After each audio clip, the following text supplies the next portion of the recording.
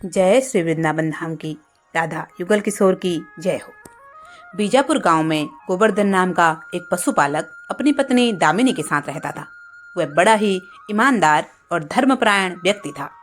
रोज की तरह वह अपने मवेशियों को चराने के लिए पहाड़ों की ओर ले जाता और शाम को घर लौट आता। एक दिन जब गोवर्धन अपने मवेशियों को लेकर पहाड़ों की ओर गया तो वह ध्यान में लीन होकर भगवान श्री कृष्ण का भजन गाने लगा। गोवर्धन को अपने गोपालक स्वरूप के श्री कृष्ण के प्रति गहरी भक्ति थी। वह प्रेम में डूबा हुआ था कि अचानक मौसम खराब होने लगा। तेज आंधी, तूफान और घनघोर बारिश से पहाड़ों का रास्ता खतरनाक हो गया।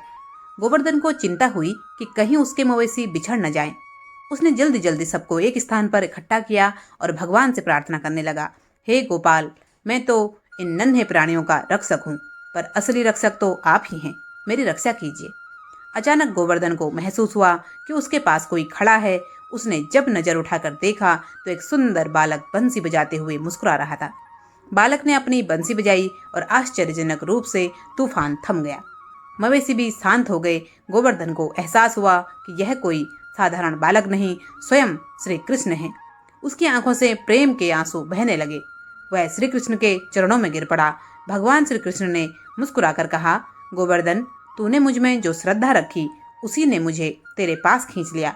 जैसे मैं ब्रिजवासियों के गोवंश की रक्षा करता था, वैसे ही तेरे इन मवेशियों की भी रक्षा करूंगा। श्री कृष्ण के दर्शन के बाद गोवर्धन का मन भक्ति रस से सरोबार हो गया। जब वह घर लौटा तो दामिनी ने देखा कि उसके पति के मुख पर आज बहुत तेज था। उसने पूछा, आज तुम्हारे चेहरे पर इतनी दिव्य आभा क्यों है? बाद से उनका घर श्री कृष्ण भक्ति का एक केंद्र बन गया। वे रोज कीर्तन करते, भजन गाते और भगवान के प्रति अपनी श्रद्धा व्यक्त करते। ऐसे ही थी सकुबाई की भक्ति का प्रताप। संतों की भक्ति अद्भुत होती है और भक्तों की निष्ठा से भगवान भी बस में हो जाते हैं। ऐसी ही एक भक्त थी सकुबाई, जिनकी भक्ति का प्रताप स्वयं भगवान विट्ठल ने दिखाया। सकुबाई महाराष्ट्र के एक छोटे से गांव में रहती थी। उनका मन बचपन से ही भगवान विट्ठल में लीन था, लेकिन दुर्भाग्यवश उनकी शादी एक क्रूर और नास्तिक व्यक्ति से हो गई, जिसकी माँ भी बहुत कठोर थी। दोनों सकुबाई को दिन रात प्रताड़ित करते और उन्हें घर के कठिन कामों में लगाए रहते। फिर भी सकुबाई अपनी भक्ति से पीछे नहीं हटी।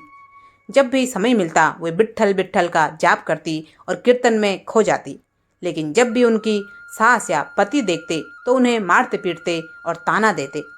सकुबाई की सबसे बड़ी इच्छा थी कि वे पंढरपुर जाकर भगवान विट्ठल के दर्शन करें, लेकिन उनके पति और सास कभी इसकी अनुमति नहीं देते थे।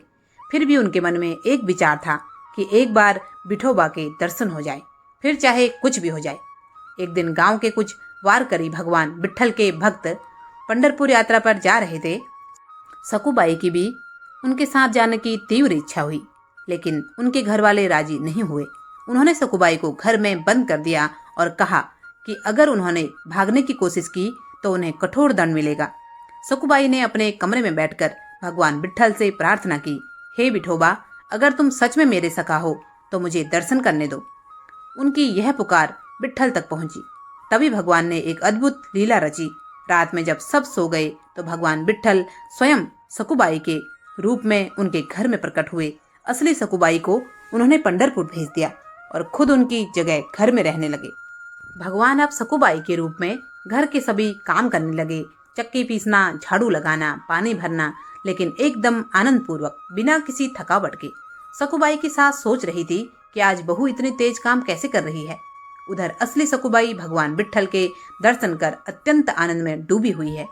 उन्होंने सोचा, अब मैं कहीं और नहीं जाऊंगी, अब इसी पंढरपुर में रहूंगी। भगवान की कृपा से वहीं कीर्तन करते करते उन्होंने अपने प्राण त्याग दिए और विट्ठल धाम में समा गई। जब उनके घर वालों को यह खबर मिली तो वे चकित रह गए। अगर सकुबाई वहां मर गई तो हमारे घर में कौन है? तभी भगवान ने अपने असली रूप में प्रकट होकर कहा, यह मेरी सखी थी, इसकी भक्ति सच्ची थी, इसलिए मैं स्वयं इसकी मदद करने आया। यह देखकर उनका पति और सास फूट फूट कर रोने लगे और पछताने लगे। उन्होंने विट्ठल से क्षमा मांगी और वे भी भक्ति के मार्ग पर चल पड़े। सकुबाई की इस कथा से हमें यह शिक्षा मिलती है कि सच्चे प्रेम और भक्ति में इतनी शक्ति होती है कि स्वयं भगवान भी अपने भक्त की रक्षा करने के लिए आते हैं। अगर मन में अटूट श्रद्धा और प्रेम हो तो कोई भी कठिनाई हमें भगवान से दूर नहीं कर सकती। जय श्री हरि विठ्ठल। राधा राधा। अगली हमारी एक छोटी सी कहानी है राधा रानी की शक्ति की। ब्रजधाम में एक गरीब ब्राह्मण भक्त सुदामा रहता था, जिनका मन पूरी तरह से श्री राधा कृष्ण की भक्ति में लीन था। वह प्रतिदिन यमुना किनारे जाकर श्री राधा कृष्ण के भजन गाता और अपनी निर्धनता की चिंता किए बिना आनंद में डूबा रहता। एक दिन सुदामा बहुत भूखा था, लेकिन उसके पास अन्न का एक दाना भी नहीं था। फिर भी उसने भगवान का स्मरण किया और मन ही मन कहा, हे राधे, यदि मेरी भक्ति सच्ची है तो आप मेरी चिंता अवश्य करेंगी। श्री राधा रानी ने भक्त की यह पुकार सुन ली। उन्होंने स्वयं एक सुंदर ग्रामीण स्त्री का रूप धारण किया और सुदामा के द्वार पर आई। उनके हाथ में एक सोने की थाली थी, जिसमें गर्मा गर्म भोजन था। राधा जी ने कहा, बाबा, भूख लगे तो भोजन कर लो। सुदामा यह देखकर चकित रह गया। उसने सोचा, इतनी सुंदर देवी कौन है जो मेरे लिए इतना दिव्य भोजन लाई है। वह बोला, माँ, मैं तो बहुत गरीब हूँ, आपके इस सोने की थाली का भार नहीं उठा सकता। श्री राधा मुस्कुराई और कहा, भक्त के लिए कुछ भी असंभव नहीं, तो निसंकोच भोजन ग्रहण कर। जैसे ही सुदामा ने पहला कौर मुंह में रखा, उसके हृदय में दिव्य प्रेम और आनंद का संचार होने लगा। उसने श्री राधा के चरणों में गिरकर प्रणाम किया और कहा, आप कौन हैं माँ? कृपया मुझे अपना वास्तविक रूप दिखाइए। तभी श्री राधा ने अपना दिव्य स्वरूप प्रकट किया। उनका तेज सूर्य के समान दमक रहा था और उनके श्री चरणों में दिव्य प्रकाश निकल रहा था। उन्होंने कहा, हे सुदामा, मैं वही राधा हूँ जो अपने भक्तों की हर विपत्ति हर लेती हूँ। तेरी भक्ति ने मुझे खींच लिया, अब तो निर्धन नहीं रहेगा। जो सच्चे मन से मेरा नाम लेता है, उसकी सारी समस्याएं दूर हो जाती हैं। इतना कहकर श्री राधा अंतर ध्यान हो गई और सुदामा ने देखा कि उसका टूटा फूटा घर अब सोने के महल में बदल गया। उसके पास धन धान्य की कोई कमी नहीं थी, लेकिन उसका मन अब पहले की तरह भक्ति में लगा रहा। श्री राधा रानी केवल प्रेम और भक्ति की भूखी हैं। जो भी सच्चे मन से उनका नाम लेता है, उसकी सभी इच्छाएं पूर्ण होती हैं। भक्त सुदामा की तरह यदि हम श्री राधा पर पूर्ण विश्वास रखेंगे तो उनकी कृपा से हर कठिनाई अपने आप समाप्त हो जाएगी। राधे राधे बोलो, सब कष्ट मिट जाएंगे। ब्रिज जन प्रियतम बाल मुकुंदम राधारमणं हरे हरे राधारमणं हरे हरे केसर तिलकम कृष्णवर्णं राधारमणं हरे हरे राधारमणं हरे हरे रजतवनमालं रूपरसालं राधारमणं हरे हरे राधारमणं हरे हरे वेणुकृतनादम्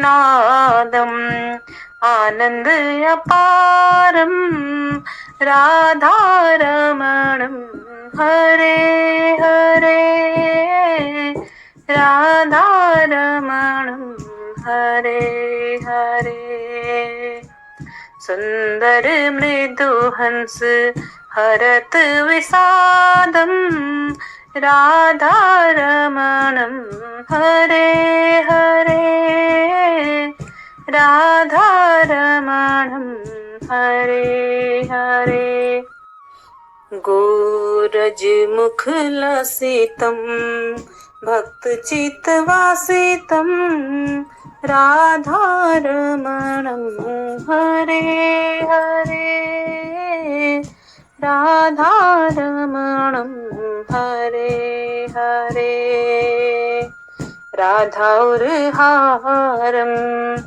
रासरसालं राधारमणं हरे हरे राधारमणं हरे हरे भक्तादीनं दीनदयालं राधारमणं हरे हरे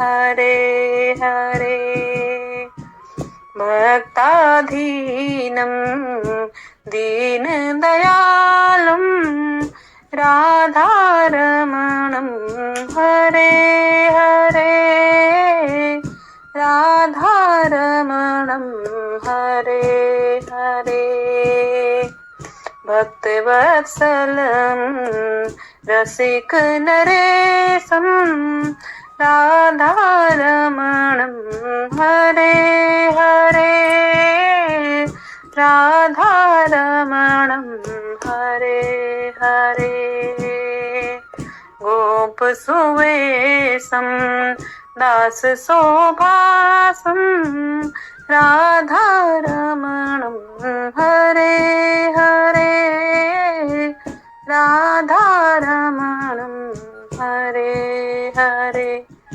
जय श्री राधारमण भगवान की जय हो। उम्मीद करती हूँ यह सुंदर सा भजन और राधा रानी और श्री भगवान, श्री विट्ठल भगवान, श्री कृष्ण भगवान की यह कहानी यदि पसंद आई हो तो कृपया वीडियो को एक लाइक और चैनल को सब्सक्राइब जरूर करें। आप सभी का बहुत बहुत धन्यवाद। जय श्री कृष्णा। राधे राधे।